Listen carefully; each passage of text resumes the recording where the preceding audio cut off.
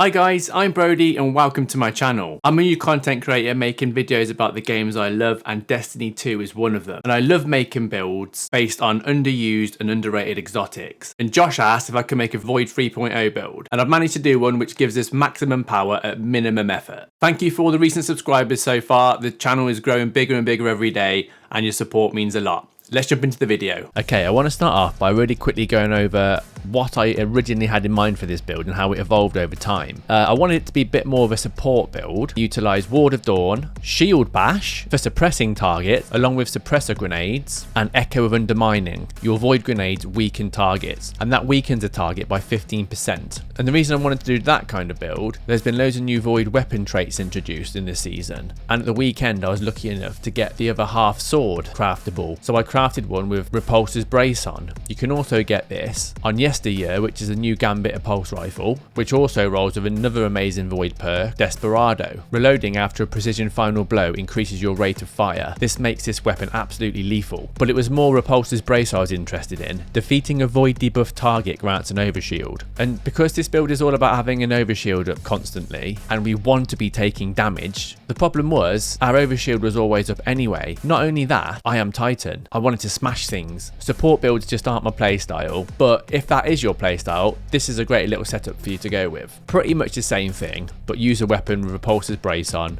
Swap out something like Devour for Echo of Undermining, and use Seismic Strike and Suppressor Grenades to get the targets debuffed, and then go in with Repulsor's Brace, either on your sword or pulse rifle or whatever you got it on. I'm pretty sure the main weapon I'm using for this build rolls with it as well. But what I decided on at the end after hours of testing was much more fun, and we were dealing a ton more damage. So let's take a look at what I ended up with. First things first, using Sentinel Shield, because this is an aggressive playstyle build, but with defensive wall, we've also got a bit of support role going on here as well, but absolutely change this out for Ward of Dawn, depending on your playstyle. Now, Towering Barricade's our choice here, but we're not using it like you think we're going to. We're actually using this purely as a tool to get our overshield up, because we want to take damage with this build, because taking damage is going to give us ability regeneration on top of the ability regeneration we're going to get from one of our aspects we'll get to in a second. So you want to put your barricade down facing the opposite direction to the enemy and stand behind it that way. But if you get into a pinch and your health does really start going down, the barricade works both ways, so you can just step behind it and get some protection from there. So it's worth noting here, you can use a rally barricade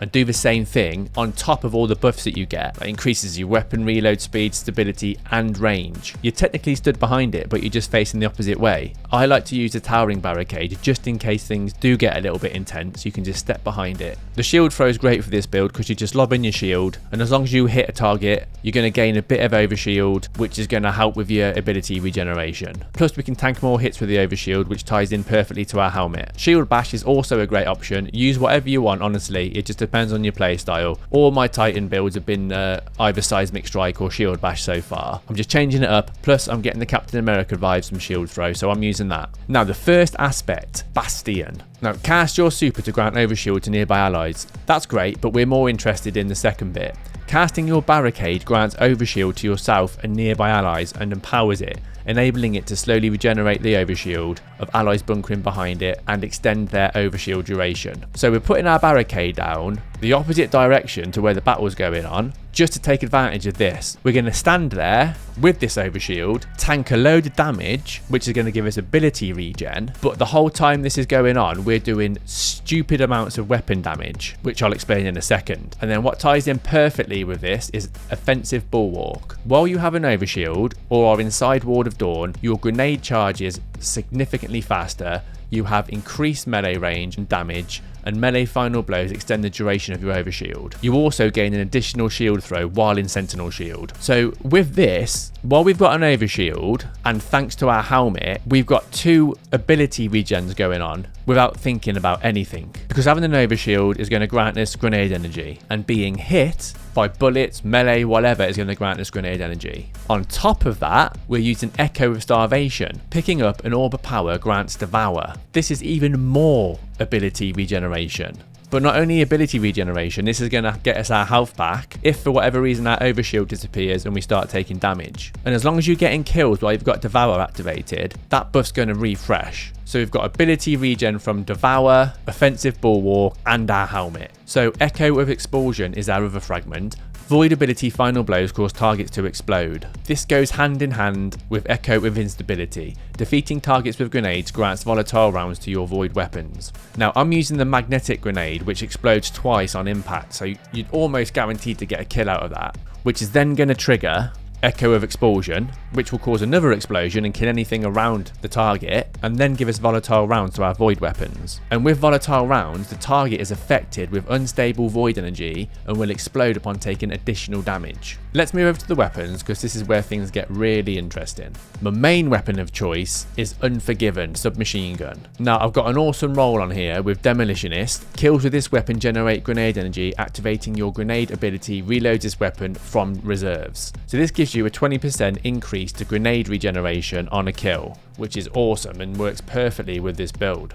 But Golden Tricorn, this is one of the most underrated traits on a weapon in my opinion. I don't see people using this enough. When you get a weapon kill, you get a 15% increased weapon damage for that weapon, and you get another kill and it just refreshes the buff. You're constantly doing an extra 15% weapon damage.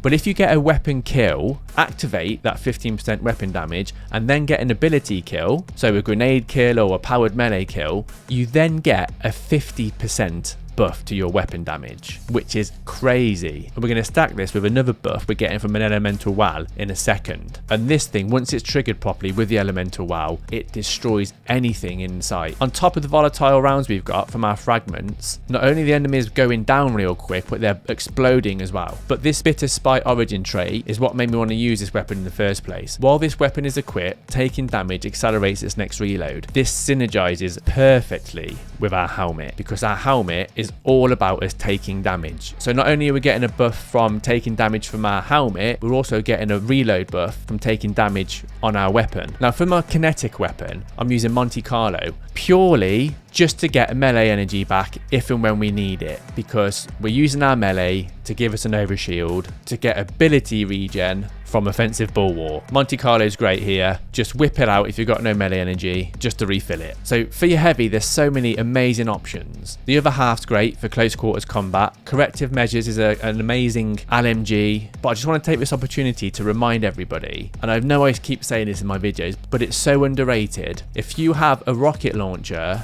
with explosive light on, when your super is full, you can still pick up orbs of power. If you've got a full super normally and you've not got explosive light on, you can't pick up orbs of power and you won't get the buffs that orbs of power provide. But honestly, use whatever you want here. I just highly recommend explosive light, because if you're anything like me, you can be holding on to your super for 5 to 10 minutes sometimes, and every orb of power is just useless. But with this, you're just making the most out of your build. So moving on to the armor, Mask of the Quiet One. I wanted this build to be as tanky and as versatile as possible. And if you've watched any of my videos before, you know that I like to use underused and underrated exotics. Yes, you can stick on Heart of Inmost Light or whatever the most overpowered exotic is, but Destiny's such a big game with such good variety, you don't have to use the same thing all the time. There's so many interesting things to do in this game. So I saw Mask of the Quiet One sat in my vault, and I thought, right, let's get to it. So the armor perk grants ability energy when you're damaged. When critically wounded, regain maximum health on kills. Now you only get a little bit of ability regen. I'm talking like 5%, but that doesn't matter. We're also getting ability regen from having an overshield and from Devour. So we've got 3 ability regeneration perks passively working without thinking about it. This allows us as Titans just to focus more on dealing a ton of damage and just soaking up natural benefits from this mask. Now, the when critically wounded, regain maximum health on kills bit is great for when you get into a pinch, but we're not relying on that. And just for those of you that don't know or a bit confused, it only regenerates the first little section of the bar. The rest is your shield. So it's only talking about the health, which is like the first fifth or so of the bar at the top. When it starts going red, that's your health. The rest of it's your shield. We're going to use Ashes to Assets, gain bonus super energy on grenade kills.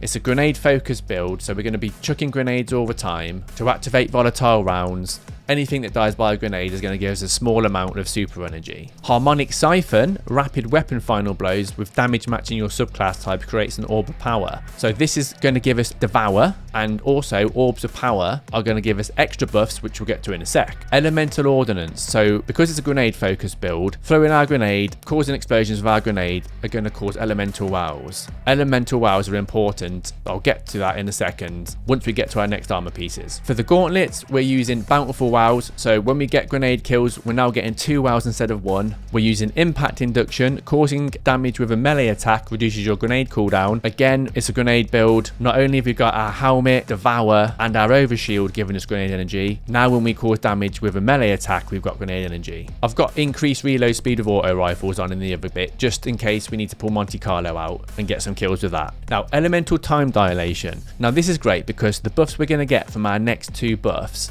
are going to be increased because of this. We're using Well of Tenacity, and Well of Tenacity gives you a 10% damage reduction for 6 seconds, but with elemental time dilation, that's increased to 9 seconds. So we've got 9 seconds with a 10% damage reduction buff. We can tank more damage, get more ability regen to recharge our grenades. On our mark, we're using Font of Might. So Font of Might will give us an extra 25% weapon damage. This normally lasts for 11 seconds, but with elemental time dilation, it lasts for 14. So this allows us to do even more damage with our submachine gun, which has already got a 50% damage buff on from Golden Tricorn. Also, it doesn't sound like a lot of difference from 11 to 14 seconds, but by this point, you've already thrown another grenade, blown something up, you can run over the new elemental wall and refresh this buff, and keep the ball rolling. Let's go back to our chest piece, and just go over the damage reduction mods. Nothing special here. Literally just damage reduction. Choose what you want. I've gone for the seasonal mod here because it's a 2-for-1 mod really. And then for the next one you can use close range, long range damage reduction, whatever you like. Now on the legs, Absolution is going to reduce all ability cooldowns each time you pick up an orb of power, and better already, which is a fantastic mod. Your health begins to regenerate immediately after picking up an orb of power. Now remember what I said earlier about explosive light on your rocket launcher? You're missing out on mods like this if you haven't got explosive light equipped. Things like this make a massive difference to your survivability. If you're the kind of person to use a super as soon as you've got it, you're not going to be missing out anyway, so don't worry about it. Double bomber on our Titan mark, reduce grenade cooldown when using your class ability. This works perfectly with our barricade because we're putting our barricade down the opposite direction to what we're facing to get an overshield. If we haven't got a grenade by the time we put our barricade down, we should have now.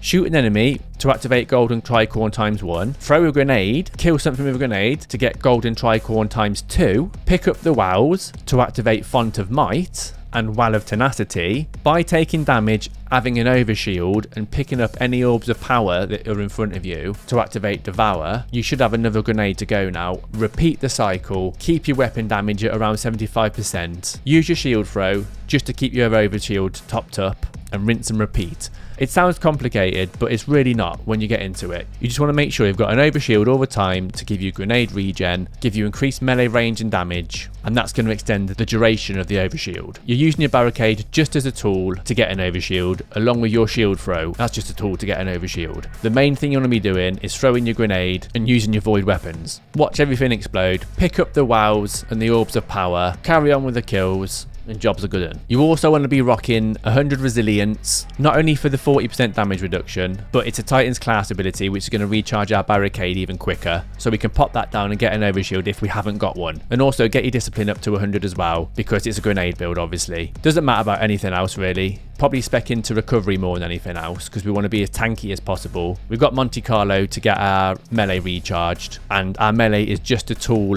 to throw our shield and get another overshield from it. Now, it's worth noting here something really cool as well. If you put your barricade down and activate Offensive Bulwark, you can just stand there and start meleeing things because of Echo of Expulsion. You've got an overshield, you have increased melee range and damage, which basically turns it into the new knockout aspect from the Arc class. And because Echo of Expulsion, things are just blowing up around you, and this is increasing your overshield. So you can also do a ton of melee damage, and that's why this class is so versatile. It's easy to use, we're an absolute tank, dealing a ton of damage, we're providing support for our teammates, but most of all, we're getting rewarded for being damaged, which is just classic Titan. Now, I think that's everything. If you've got any questions, please ask in the comments down below. I love hearing your feedback. I've got an absolutely awesome Hunter build coming up, which I love using because it makes me feel like a Titan. We're proper tanky, dealing ridiculous amounts of grenade damage and weapon damage. So if you're interested in that and you like my content, please consider hitting the like and subscribe button and keep your eye open for it. And I stream Destiny on Twitch most weekends, playing with viewers and subscribers. So if you ever want to stop by and join in or ask any questions, head over to my Twitch page, which you can find in the description down below. I'll also put a dim link in the description down below if you want to see exactly how the build's set up. Thanks for watching, guys. Take care of yourselves and enjoy the build. See you soon.